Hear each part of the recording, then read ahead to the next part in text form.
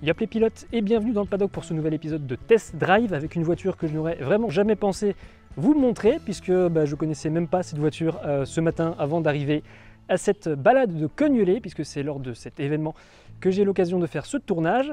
Pierre va nous parler de sa Fiat Simca juste après l'intro.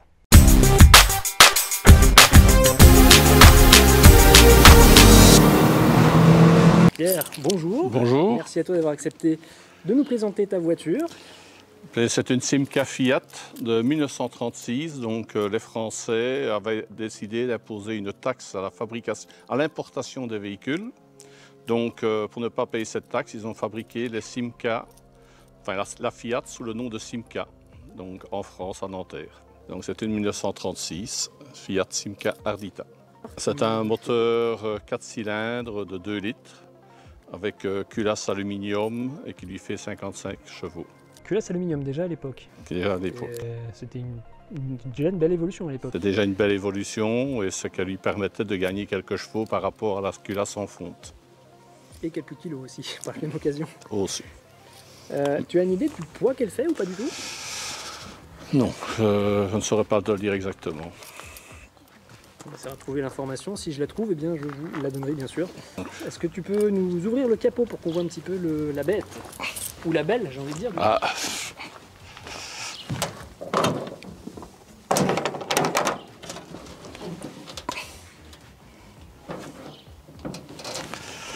Voilà, avec un carburateur Solex.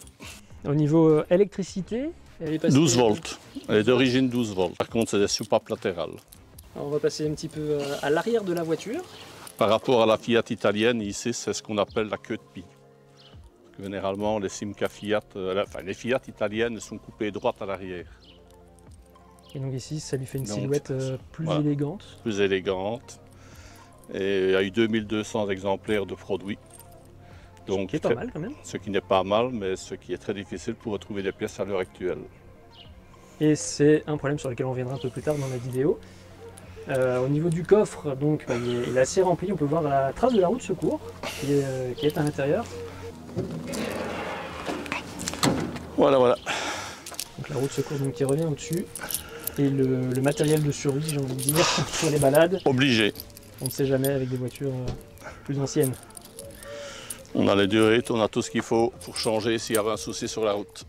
Est-ce que tu l'utilises régulièrement? Bon, pour les balades évidemment, parce que je suppose que pour le plaisir uniquement. C'est très limité puisqu'on ne trouve pas de pièces, donc il faut y regarder très fort à ce qu'on fait. Uniquement quand il y a des balades vraiment dans la région? Une balade dans la région, et voilà.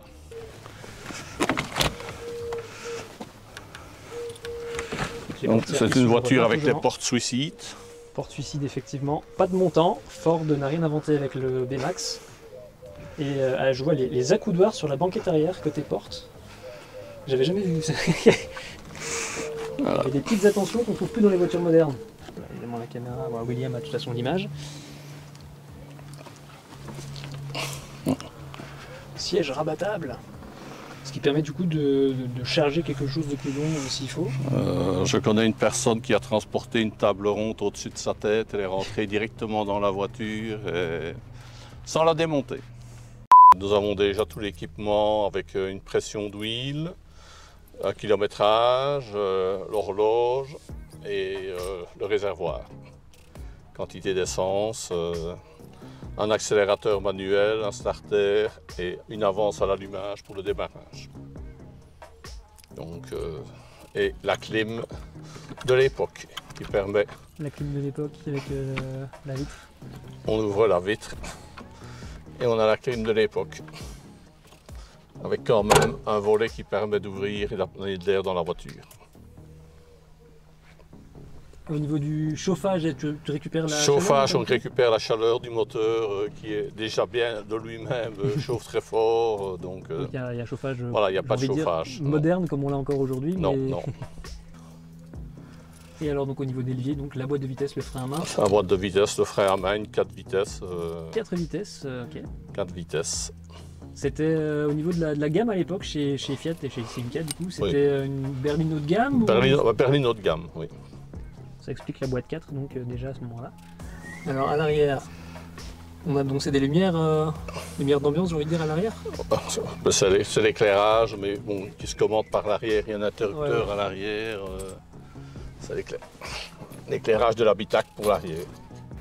Les petits pare-soleil, le moteur d'essuie-glace directement commandé sur l'essuie-glace du coup. Un habitacle assez simple pour les voitures d'aujourd'hui, mais qui pour l'époque était complet donc. Très à fait complet. Pour le test, Pierre nous l'a dit tout à l'heure, on retrouve plus de pièces pour cette voiture-ci. Il y a le double débrayage, il y a d'autres éléments techniques qui peuvent éventuellement poser problème quand on n'est pas habitué. Par conséquent, Pierre va conduire la voiture sur cet épisode. Je serai à côté et l'ami William, caméraman du jour, qui n'était pas au courant qu'il allait être caméraman ce matin non plus, eh bien sera à l'arrière. L'entrée du caméraman dans la voiture.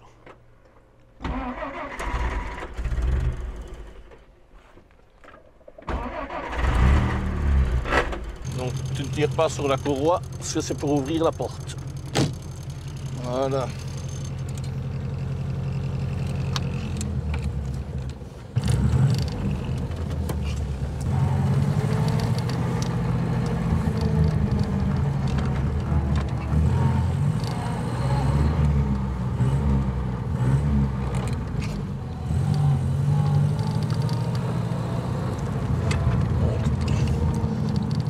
Première, deuxième n'est pas synchronisée, il faut faire le double débrayage.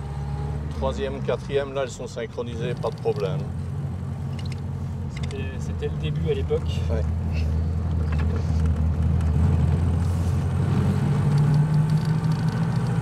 Alors, je vois qu'il y a des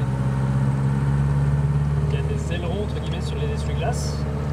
Non, ça a été une ajoute parce que les essuie-glaces ne tiennent pas très fort. Ils sautillent, donc... Ils ont une petite odeur d'essence. Le charme aussi de voitures anciennes à carbu. Ouais. Je vais regarder avant de démarrer donc quelques informations techniques. Tu as quand même un réservoir d'une 60 de litres. Oui, 62 litres. Ça fait quelle autonomie environ? Il faut compter entre, ça dépend un petit peu, mais une bonne quinzaine de litres au 100, donc voilà. 15 litres au 100, c'est quand même une voiture ancienne, à carbu, donc c'est pas vraiment optimisé. C'est pas optimisé et elle est plus gourmande que moi. Donc, Alors on peut voir les commandes sur le volant, petite manette avec le couvert. Là ça a été une ajoute pour avoir un appel de phare, parce que pour faire un appel de phare pour de temps en temps éviter un accident ou quoi, c'est pas évident. Donc c'est une ajoute que j'ai faite pour la sécurité. Alors je remarque aussi qu'au niveau du volant, quand tu braques, la partie centrale qui est chromée ne bouge pas. Non, ça c'est pour la commande de phare. Et le klaxon d'origine. Il y a un klaxon qui a plus d'époque.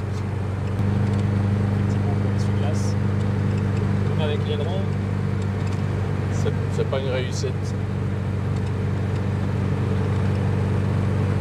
Le filet au plafond d'origine? Il était dans la voiture, je ne saurais pas dire. Mais c'était quelque chose qui se faisait souvent à l'époque.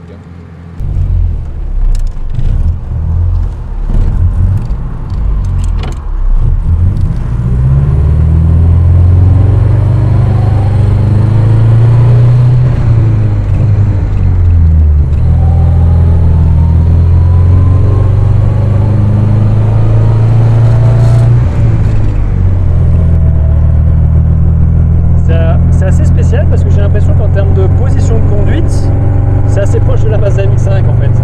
La voiture est haute, mais on est assis allongé. À l'exception de William qui a une baignoire, je veux dire, pour mettre ses pieds, on est vraiment allongé. Au niveau du compteur, je vois qu'il est gradué jusqu'à 120. Elle peut faire plus, mais c'est pas sous état pour la mécanique, donc de temps en temps une petite pointe que je me cantonne souvent 70-80. C'est très bien comme ça. Petite jauge à carburant, très sensible au relief.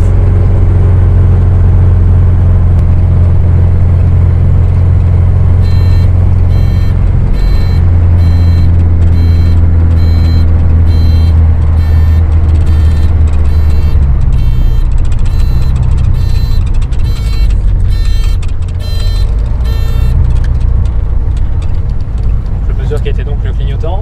Oui, mais là qui a été le buzzer. risque d'oubli, donc j'ai ajouté un viseur aussi pour la sécurité. Alors on est bien d'accord que la petite antenne c'est juste pour voir où est le coin de la voiture. Il n'y a pas de radio. Il n'y a pas de radio. Il n'y a pas de radio, mais l'antenne se trouvait sur la voiture HDRT, donc son vrai but. Je pense que c'est plus un petit fanion. Je pense que c'est un porte-fanion effectivement. Parce que cette voiture-ci, elle vient d'Ardèche. Ouais, effectivement, j'étais en train de lire la petite plaquette. Elle a été vendue à des Hollandais, 2 Hollandais, et puis elle a été à la bourse à Rétromobile. Ouais, ça flingue bien quand même. Hein. Oui, mais Je suppose qu'il faut presser fort sur la pédale, mais pas nécessairement, non. Il y a une assistance au freinage? Non, il n'y a pas d'assistance au freinage, c'est 4 freins à tambour, avec commande hydraulique avec 2 mètres cylindres, un pour l'avant et un pour l'arrière. Donc c'était déjà 2 circuits séparés pour l'époque, c'était déjà très bien. Comme je vous le disais tout à l'heure, on est à l'occasion de la balade de Cognelet, donc il y a encore quelques voitures qui sont là. On va garer les anciennes ensemble, bonne idée ça. Maintenant qu'il y a de la place. Voilà, voilà.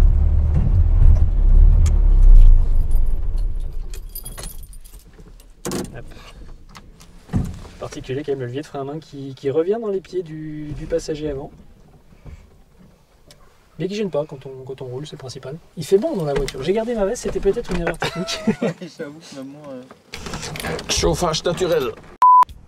Et l'on descend de voiture au sens propre. Regardez juste la hauteur quand même du plancher. Je suppose que techniquement c'était encore un châssis séparé avec une carrosserie Oui, ballonnée. tout à fait. Ce qui explique, l'espace avec petite lumière à l'arrière. Et il n'y a pas de lecteur de carte à l'avant. Ah non, Donc c'était le passager arrière, c'est les enfants qui donnent la route. peut-être. Donc ils n'ont pas à poser la question « Papa, quand est-ce qu'on arrive ?» Petite question technique, vu qu'elle a été fabriquée en France par Simca, elle est considérée comme française ou italienne vu que Non, c'est une Fiat? française. Par contre, les Hollandais l'ont immatriculée comme une Fiat. Or, c'est une erreur. Elle doit être immatriculée comme une Simca. Je veux dire que sur le logo Fiat est écrit au-dessus. Oui, Sur le logo avant, mais c'est c'est une bon. Simca. Donc, et puis sur les jantes, on a les deux marques. Il y a les deux marques. Mais Fiat est écrit quand même sensiblement plus grand. Des pneus qui ont quelques années du coup. Il y a combien de temps que tu l'as d'ailleurs? À peu près 4-5 ans. Il a fallu 2 ans pour que je retrouve des pièces. J'ai dû aller chercher en France, à Châteaudun. Parce que le cadre de pare-brise n'était pas le cadre de pare-brise d'origine. Le pont arrière, on avait mis un pont de Volvo avec des freins à disque. Donc c'est pas la voiture, c'est pas l'origine. Donc j'ai dû retrouver une deuxième voiture. Pendant 2 ans, j'ai cherché. Et j'en ai enfin trouvé une. Donc qui m'a servi de pièce donneuse pour la voiture. Et maintenant, il faut espérer ne plus avoir besoin d'une autre donneuse car Ah là, ça devient compliqué. il a fallu refaire le moteur complètement. Que le tenace qu'elle reçoit comme à l'origine, quoi. On va arriver sur la fin de cette vidéo et on en arrive du coup à la fameuse question des avantages et des inconvénients. Alors l'inconvénient c'est que les pièces sont très difficiles à trouver. Je ne sais pas s'il y a d'autres inconvénients avec ce type de voiture. Bah, tous les inconvénients d'une ancienne voiture, mais qu'il faut ménager. Donc une fois qu'on aime, on ne compte plus. Au niveau de la fiabilité, on a vu que tu avais pas mal d'outils dans le coffre. Tu t'en sers souvent ou Je c'est ne m'en plus- suis encore jamais Ok. servi, mais je suis quelqu'un de très prudent et je n'aime pas de rester C'est en pour rade avoir au bord l'esprit de la tranquille. route. Malgré que j'ai une assistance, j'essaie toujours de me dépanner moi-même, donc je fais tout moi-même sur la voiture. Donc ça reste une voiture fiable. Ça reste une voiture fiable, donc mon rêve maintenant c'est de faire la National 7. Donc Effectivement. ça c'est dans les projets. Alors elle a combien de 1000 km? J'ai vu que c'est 25 000. 25 000, mais je ne ne sais pas combien de fois elle a fait le tour des compteurs avant. Il n'y avait pas encore le Non. Carpass à l'époque. On va demander à Car Vertical s'ils ont la réponse. Du côté des avantages de la voiture, C'est une voiture très très confortable. Les portes-suicides qui sont un avantage qu'on remet maintenant à la mode. C'est très spacieux, donc voilà, c'est vrai qu'il y a de la place. il y a de la place. Et, je suis surpris quand même qu'il y ait donc, des creux pour les pieds des passagers arrière, mais qu'à l'avant on soit allongé comme ça. Donc, pour le conducteur, c'est pas dérangeant du coup. Non, Il y a cherché pédale. les pédales sont vraiment bien mises. Pour le passager, c'est pas dérangeant, mais c'est surprenant. Mais il est bien Bon, installé. on est bien installé, mais c'est que vu la hauteur de la voiture, je me suis dit on va être assis. On monte en voiture à l'époque. Voilà, on monte en voiture effectivement. C'est toute la petite différence. merci beaucoup à toi. Avec plaisir. C'était à l'arrache en plus ce tournage, puisque je t'ai demandé s'il était possible de le faire il y a 15 minutes, hein, juste après la vidéo. Donc grand merci à toi. Avec plaisir. Merci. Puis, on se verra peut-être sur d'autres balades. En l'espérant. Peut-être avec d'autres voitures aussi. Au matinal ou quoi. Au matinal, effectivement. Merci à tous d'avoir regardé cette vidéo. Si elle vous a plu, n'hésitez pas à vous abonner. N'hésitez pas également à activer la cloche de notification. Si vous souhaitez me soutenir, vous pouvez rejoindre la chaîne et devenir copilote ou membre soutien. Puis vous pouvez également passer sur ma page Utip pour faire un petit don ponctuel. Et puis vous pouvez bien sûr, évidemment, d'ici la prochaine vidéo, bien vous porter. Ciao.